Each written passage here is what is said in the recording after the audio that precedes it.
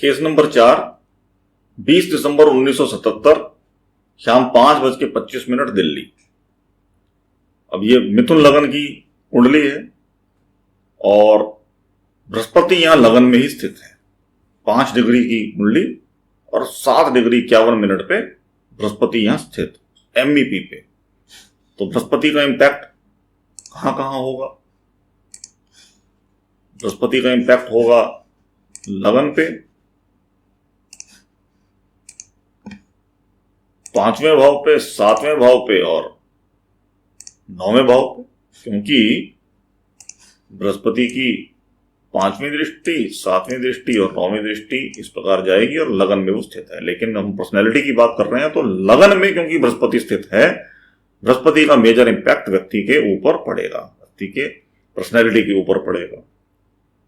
अब यहां सूर्य भी MEP पर स्थित है और सूर्य स्लाइटली इन्फेंसी में है, स्लाइटली बाल्यावस्था में है, 5 डिग्री से 4 मिनट पीछे है, लेकिन है MEP पे। तो सूर्य का भी प्रभाव लगन के ऊपर जाएगा और सूर्य यहां इस केस में डिफेक्टो असेंडेंट लॉर्ड है।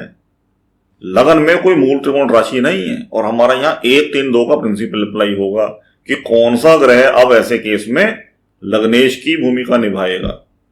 क्योंकि बुध की यदि बात करें, जो कि राशि स्वामी है मिथुन का, उसका मूल त्रिकोण पड़ता है 4थे भाव में, तो हम बुध को लग्नेश नहीं कहेंगे, यहां बुध होगा 4थे भाव का स्वामी।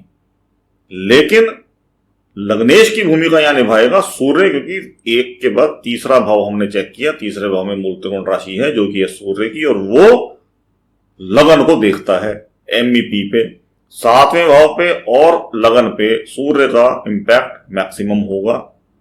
तो लगन को किन किन ग्रहों ने प्रभावित किया? सूर्य ने और बृहस्पति ने। बृहस्पति लगन में स्थित है, सूर्य लगन को देखता है। इसके अलावा बुध, 4थे भाव का स्वामी बुध, ये भी लगन को देखता है। बुध की भी 7वीं दृष्टि लगन पे जाती है। तो इस प्रकार बुध का भी लगन के साथ कनेक्शन है, अपनी ही राशि को बुध देखता है, बुध भी यहां इंपैक्ट करेगा। अब कमजोरी क्या हुई? यहां 5वें भाव का स्वामी शुक्र 6ठे भाव में वृद्धावस्था में और अस्त है, कंबस्चन है। बुध भी अस्त है, कंबस्चन है। चंद्रमा 10 डिग्री के नजदीक है आसपास और MEP के 5 डिग्री की रेंज में इसको हम कह सकते हैं कि यह है। तो 5वें भाव पर चंद्रमा की दृष्टि है। इसका जो डिस्पोल्टर है, चंद्रमा का डिस्पोल्टर मंगल, वो नीच राशि में स्थित है। मंगल है डेबिलिटेशन में, ये कमजोरी हुई। और शनि भी MEP पे स्थित है। बहुत सारे ग्रह यहां MEP पे स्थित हैं, चंद्रमा, सूर्य, बुध, शनि। शनि का भी इंपैक्ट MEP पे है, लेकिन इसका डायरेक्ट इंपैक्ट पर्सनैलिटी पे होगा कि नहीं, वो यदि देखें। अब शनि सूर्य की मूल त्रिकोण राशि में है, भाग्यस्थान का स्वामी है, और शनि को यहां कमजोर इसलिए दिखाया गया है क्योंकि शनि का जो डिस्पोल्टर सूर्य है वो स्लाइटली इन्फेंसी में है, यही एक कारण है। अदरवाइज तो शनि का भी इंपैक्ट 5वें भाव पे जाएगा, 9वें भाव पे अपनी ही राशि को देखेगा और 12वें भाव पे जाएगा और MEP पे रहेगा। तो जब शनि सूर्य की मूल त्रिकोण राशि में स्थित है, जिसके ऊपर वो MEP पे अपना प्रभाव दे रहा है और सूर्य लगन को देखता है, तो शनि का भी कनेक्शन इनडायरेक्टली हो ही गया, ऐसा समझना चाहिए। तो बृहस्पति के गुण व्यक्ति के अंदर अवश्य आएंगे, क्योंकि बृहस्पति लगन में स्थित है। ये एक ब्लेसिंग है व्यक्ति के लिए, जातक के लिए। 7वें भाव के स्वामी का लगन में होना और सूर्य का MEP पे स्थित होना और लगन को देखना, लग्नेश का लगन को देखना, ये सारे पॉइंट्स व्यक्ति की पर्सनैलिटी को प्रभावित करेंगे। अब यहां 2रे भाव, 3रे भाव और 5वें भाव सब में मूल त्रिकोण राशि है, तो इन सारे प्लैनेट्स को स्टडी करना आवश्यक होगा। मंगल नीच राशि में है, ये एक बात है, लेकिन 2रे भाव का स्वामी चंद्रमा ये 11वें भाव में दिया। यहां पर मंगल और चंद्रमा ने राशि परिवर्तन किया हुआ है और ये फेवरेबल है।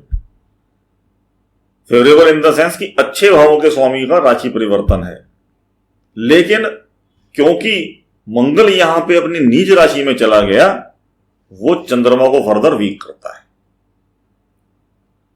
ये राशि परिवर्तन फेवरेबल तो हुआ, लेकिन ये राशि परिवर्तन होने के कारण ही चंद्रमा कमजोर हुआ। ये भी बात यहां समझने योग्य है कि चंद्रमा क्यों कमजोर है। चंद्रमा डिग्री वाइज तो स्ट्रेंथ में है, अच्छे भाव में स्थित है, नीच राशि में नहीं है, ना ही नववांश में चंद्रमा नीच राशि में है, 8वें में स्थित है। ठीक है, कमजोरी है, 8वें में होने के कारण स्लाइट वीकनेस है नववांश में, लेकिन ये प्राइमरीली अपने डिस्पोल्टर के कारण कमजोर है, क्योंकि इसका जो डिस्पोल्टर है मंगल वो नीच राशि में चला। चंद्रमा तो सपोर्ट कर रहा है मंगल को, लेकिन मंगल की जो वीकनेस है वो चंद्रमा को फर्दर वीक कर रही है। तो ये एक vicious circle kind of thing यहां बन गई। तो यहां मंगल को अवश्य बल देने की आवश्यकता है। मंगल को बल देंगे, चंद्रमा को ऑटोमेटिक अपने आप बल मिलेगा। और बुध को स्ट्रेंथन करने की आवश्यकता है। सबसे ज्यादा जो इंपैक्ट पड़ेगा, शुक्र को स्ट्रेंथन कर सकते हैं, कलर्स के थ्रू मैनेज कर सकते हैं। बाकी सारे ग्रह एमईपी के नजदीक हैं। सूर्य को भी कलर्स के थ्रू मैनेज किया जा सकता है। तो अब देखते हैं कि एग्जैक्टली केस क्या है। मिथुन राशि लगन में उदित होती है। बृहस्पति प्रथम भाव के एमईपी के करीब स्थित है और सकारात्मक रूप से लगन को प्रभावित कर रहा है। सूर्य और बुध भी प्रथम भाव पर अपना प्रभाव दे रहे हैं। ये सारी बातें हम समझ चुके हैं। मुख्य रूप से बृहस्पति, सूर्य और बुध इस जातक के व्यक्तित्व को प्रभावित करेंगे। इस जातक का व्यक्तित्व प्रभावशाली और आकर्षक है। बड़ा शरीर, सुनहरा रंग, शक्तिशाली वाणी और बड़ी आंखें। वह दयालु, ईमानदार और नैतिक मूल्यों से भरा हुआ है, लेकिन बहुत जल्द आत्मविश्वास खो देता है। सूर्य और बुध की दुर्बलता कम आत्मविश्वास का कारण है। हालांकि वह ज्ञान से भरपूर महान शिक्षार्थी और एक उत्कृष्ट शिक्षक है, और वो सब बृहस्पति के कारण है।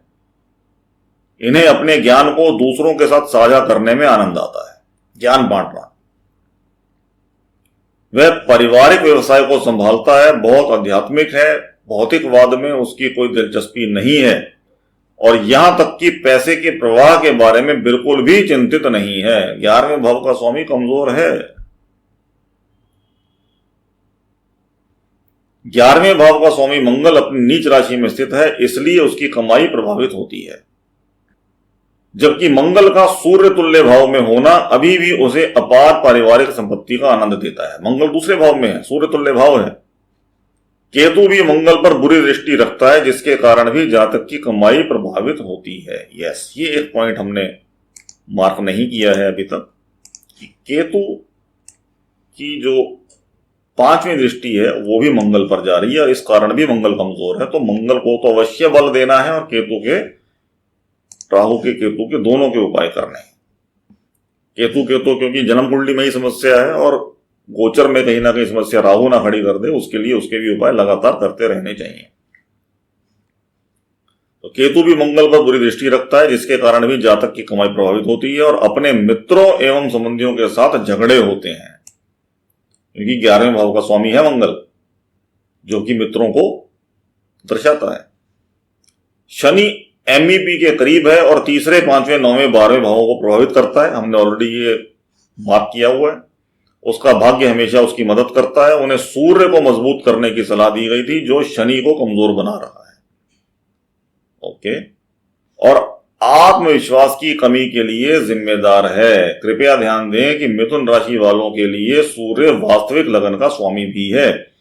एमईपी के करीब इसका स्थित होना एक आशीर्वाद के समान है, और जब इसको बल दिया जाता है तब यह जातक को जीवन में आगे बढ़ने में मदद करता है। पाप ग्रहों के दान सदा लाभकारी होते हैं। तो सूर्य के लिए हमने इनको स्ट्रेंथनिंग मेजर्स रेकमेंड किए थे, बाकी भी रेकमेंडेड इनको थे, लेकिन सूर्य की जहां तक बात आती है, क्योंकि डिफेक्टो असेंडेंट लॉर्ड है, इसलिए यहां जेमस्टोन हमने मेंशन किया हुआ है। अन्यथा इनको कलर्स के थ्रू भी मैनेज किया जा सकता है।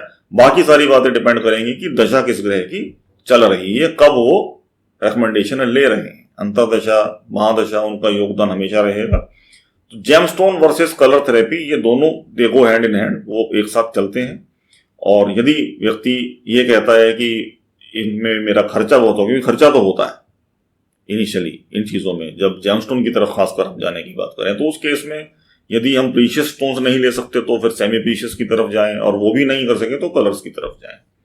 तो उसी बेसिस पर हमारी रिकमेंडेशन अकॉर्डिंगली होनी चाहिए कि व्यक्ति समस्या का समाधान करने के लिए आया था आपके पास, और यह समझ के कि मेरे इतने ग्रहों के साथ समस्या और मुझे ये करना पड़ेगा और इतना मेरा खर्चा होगा, वो और उसको स्ट्रेस में ना डाल दे, उसका भी हमें ध्यान रखना चाहिए।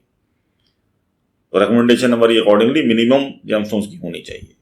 जो फेवरेबल है हमें गाइड अवश्य करना है कि ये रिकमेंडेड हैं और इस सीक्वेंस में रिकमेंडेड है, अकॉर्डिंगली व्यक्ति को उसकी रिकमेंडेशन होनी चाहिए।